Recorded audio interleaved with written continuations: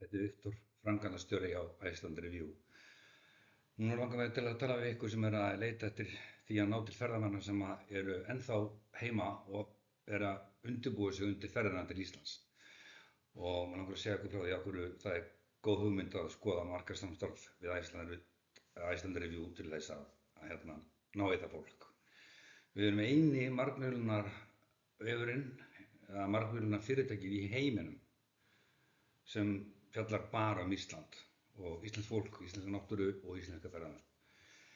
Við erum raunverulega búin að filtera fyrir þig leitina að fólkinu, að þeim sem eru á leið til Íslands. Þú kaupir auglýsingu á Google eða Facebook og þá ertu að reyna að finna fólkið, en á Iceland Review þá eru þeirra. Allir sem eru á Iceland Review hafa áhuga á Íslandi og ekki nóg með það að 26% af þeim sem eru þar inni núna eru á leiðin til Íslands í ár, samkvæmt könnun sem við gerðum á meðal okkar notenda núna í vor. Af hverju erum við svona góð í þessu? Jú, við byggjum á yfir 60 ára vörumerki. Iceland Review hóf útgöngu sína árið 1963 ef við segja fréttir af fólki Íslandi, fólkinu hér og náttúrunni, með ljósmyndum og myndum og fréttir á vefnum á ensku og þýsku í yfir 60 ár og þetta hefur skapað mikið traust. Við vinnum við helstu fréttastofum heims. Til dæmis má nefna í þar síðasta gosi þá hafði BBC samband við okkur og bað okkur að covera fyrir sig á meðan þeir sendu sitt fólk hingað upp eftir. Í síðasta gosi vorum við einfaldlega bara fyrst á staðinn með beina útsendingu á Instagram á ensku, þannig að erlendu miðlarnir nýttu sér það streymi og meðan íslensku miðlarnir voru eðlilega bara að fjalla þetta á íslensku fyrir okkur Íslendinga til að byrja með. Við erum að breyta þessu fyrirtækinu Iceland Review úr því að vera tímarit sem kom út annan hvern mánuð í því að vera margmiðlunar fyrirtæki, margmiðlunar fjölmiðill fyrir allt sem tengist Íslandi. Ferðamennsku, fréttum, hverju sem nafni sem kann að nefna. Og sú vegferð hófst með nýjum eigendum sem tókum við 1. desember og erum svona komin vel á stað með það verkefni og það gengur hratt og örugglega að bæta í hópinn. Nú, við erum með gríðarlega sterka stöðu á internetinu. Dómeinið, þar að segja icelandreview.com, er með bara sterkasta domain authority, eins og við kalla það í bransanum, á Íslandi þegar þetta kemur að efni Ísland og íslenska ferðamennsku. Og þetta er svona skali sem var notaður og Google til dæmis notar hann og hann virkar ekki dósupp á Richterskalinn, þannig að eitt stig eiginlega 100-faldast, þannig að á milli 73 og 74 er 100 sinnum sterkari. Þannig að allir okkar samkeppnisaðilar eru langt fyrir aftan okkur og munu ekkert ná okkur því þeir eru ekki fréttaviðlar. Og Google notar okkur mjög mikið í því sem kallað Google Discover. Þegar þú loggaði inn á Google þá færðu oft fréttir upp og ef þú hefur verið að skoða eitthvað tengt Íslandi þá færðu fréttir frá Iceland Review þar inn og Google ýtir fréttunum að þér. Og við fáum 185.000 heimsóknir á mánuði á þann hátt og þetta fólk er mjög verðmætt. Og af því að það hefur áhuga á Íslandi, hefur verið að skoða og að leita og hefur svona, hvað getur á ensku kallast buying intent, hot buying intent. Nú við gerum könnun með einum okkar viðskiptavini bara til að vera vissum að væri vitið í auglýsa hjá okkur. Við gerum display auglýsingu á Google Display fyrir Evrópumarkað, vorum búin að þröngva niður samt inn í þann markup sem þetta fyrirtæki er að vinna eftir, að sækjast eftir. Og gerum nákvæmlega sem auglýsingu á Google Display en birtum hana bara hjá Iceland Review í gegnum Google Display og á 40 dögum þá var þetta niðurstaðan 5,39% ítt á bannerauglýsingu á Iceland Review en 0,94% á Google. Og ég spyr bara enn og aftur, ef þetta væri bankareikningur, hvert myndirðu leggja inn peningið?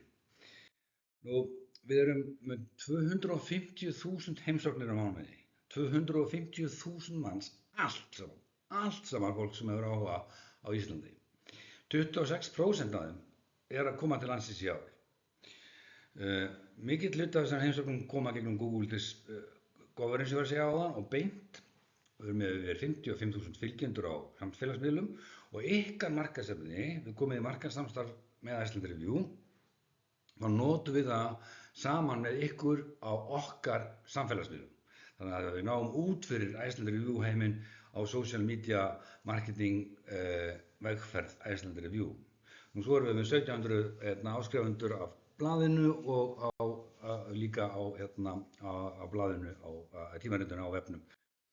Hérna sjáum við bara gæði heimsóknuna, þetta er ekki keypt traffic, þetta er ekki auglýsingar, við viljum ekki kaupa auglýsingar að fá fólk inn, narra fólk inn, þetta er fólk sem leitar á okkur eða kemur stöðugt beint inn og dvelur talsverðan tíma og þetta sýnir bara gæði þess hóps sem þarna er, við erum búin að finna Íslands áhuga fólki fyrir ykkur, þið þurfið ekki að vera að fara út fyrir í Facebook eða Google og reyna að leita einhverjum Íslendinga áhuga fólki, það er allt hjá okkur. Það er enginn hjá okkur sem ekki hefur áhuga á Íslandi.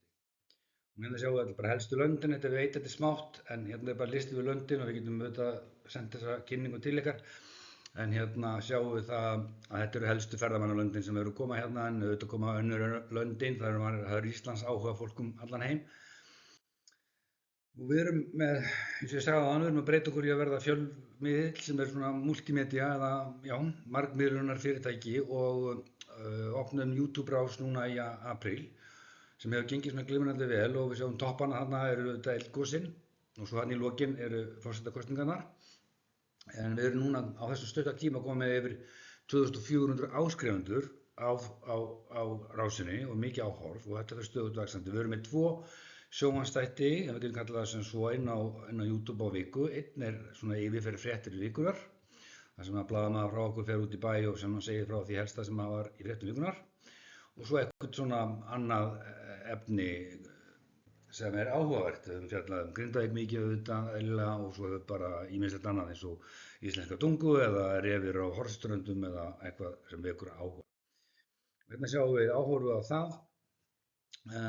Mikið áhorf á YouTube og einmitt frá þeim löndum sem einmitt heimsækja okkur helst og þarna er þínu góður vettvangur og getur verið hluti af markaðssamstarfinu að vera kostandi og unnið með okkur þarna og þarna erum við mjög opin fyrir því hvernig við gerum það. Ef þú ert með veitingastað, þá getum við tekið þetta upp á veitingastafnum hjá þér og minnst á hann og okkur svona sem dæmi. Nóg það. Við gefum út fréttabréf, 4500 áskrifendur rúmlega núna. Þetta eru áskrifendur, fólk sem biður þetta er ekki spam, við sendum þetta út einu sinni í vikulokin með ýmsu efni, fréttir vikunar og ýmis konar annað og þarna er þetta auglýseinni sem sjáðu, þarna er auglýsendi sem er að flytja út íslenska vöru og tilvalið að ná í fólk sem býr erlendis og er að hugleiða Ísland og er á þessum lista hér líka. Nú já, social media, samfélagsmiðlarnir, við erum með Facebook síðu og þar setjum við inn 8 til 9 færslur á dag, það eru fréttir og ýmislegt annað og við erum með Instagram síðu, þar setjum við örlítið færri færslur, meira myndbönd og erum líka á TikTok og X og erum að efla þetta starf allt gríðarlega mikið og erum núna að fara að kynna mjög fljótlega einkasamning sem við erum búin að gera við ríkissjónvarpsstöðina í Kína, CCTV Plus vefútgáfuna, þannig að Iceland Review hefur enga aðgang að kínverska markaðnum í gegnum það, þar getum við sett inn vídeo frá okkur í samstarfi við okkar auglýsendur og samstarfsaðila, þannig að bæði kínversk markaðinn sjálfan og Kínverjar sem búa í Evrópu. Og þetta er allt saman þýtt yfir á þeirra mállýsku. Já, eins og ég sagði fyrr þá notum við markaðsefni frá okkar viðskiptavinum í okkar markaðsefni á social media. Við erum að samvinna þetta, þannig að við vinnum saman með okkar viðskiptavinum, þannig að ykkar efni nær út fyrir okkar miðla eingöngu og fer inn á okkar markaðssetningu einnig. Nú við erum með hlaðvarp einu sinni í mánuði sem er svona hringborðsumræður, ekkert ósvipað á vikulokin á Rás 1 nema hvað við erum að fjalla bara eitthvað, það er ekkert endilega fréttir liðins mánaðar, það getur verið bara eitthvað sem vekur áhuga, það getur verið hreinasta eldgos, það getur verið forsetakosningarnar, það getur verið íslensk tunga eða hvað sem eitthvað sem vekur áhuga og við erum núna þegar komin með 5.000 niðurhöl sem náttúrulega meira heldur en fjöldi fólks hlustar náttúrulega í streymi en þetta líka áhugaverður samstarfsvettvangur og hægt að nýta. Þannig að við höfum ákveðið að breyta sölu áferð félagsins þannig að staðan fyrir að við setja bara síður í blaðið eða bannerinn á vefinn, þá förum við í markaðssamstarf, setjumst niður með viðskiptavinum, hvert þitt markmið. Núna erum við að tala að ná til fólk sem er enn í útlöndum að gera rannsóknirnar sínar áður en hann kemur til Íslands. Hvar á ég að gista, hvar á ég að leigja bíl, hvað á ég að fara og við setjumst niður með okkur og finnum bestu mögulegu leiðina fyrir þá fjárhæð sem þú hefur yfir að ráða. Það skiptir ekki máli hvort með lítið markaðsbudget eða stórt, við getum alltaf fundið góðar lausnir fyrir ykkur. Iceland Review fyrir alla og engin ástæða til þess að bíða með að hafa samband og ná að í eyru þessara fólk sem er á leiðinni hingað til okkar. Já, bara svona smá hugleiðing frá mér í lokin. Við erum semst að breyta þessu sem hefur komið fram í margmiðluna fyrirtæki og það gengur bara mjög vel. Frá því að vera í 60 ár að segja fréttir og öllum að halda því áfram og undir næstu 60 ár að byggja þetta upp og vera sá staður sem að traustið liggur þegar upplýsingar koma frá Íslandi. Nú er upplýsingaóreiðan nú þegar og bara svona hugleiðing. Það er gert ráð fyrir eitthvað stærri kringum 2 til 2,1 milljón ferðamanna komið til Íslands í ár og þetta fólk þarf allt saman að borða og kaupa eldsneyti, skemmta sér og versla kannski eitthvað og nammi og snakk og ferðir og allt þetta. Spurningin er bara, vilt þú að þetta fólk komið til þín eða að fara eitthvað annað og við getum hjálpað þér. Hafðu bara samband og á vefnum okkar finnur upplýsingar hvernig þú getur haft samband við okkur. Annars ég Viktor og það er viktor@icelandreview.is og bara endilega látið ykkur heyra og við getum unnið saman. Takk fyrir.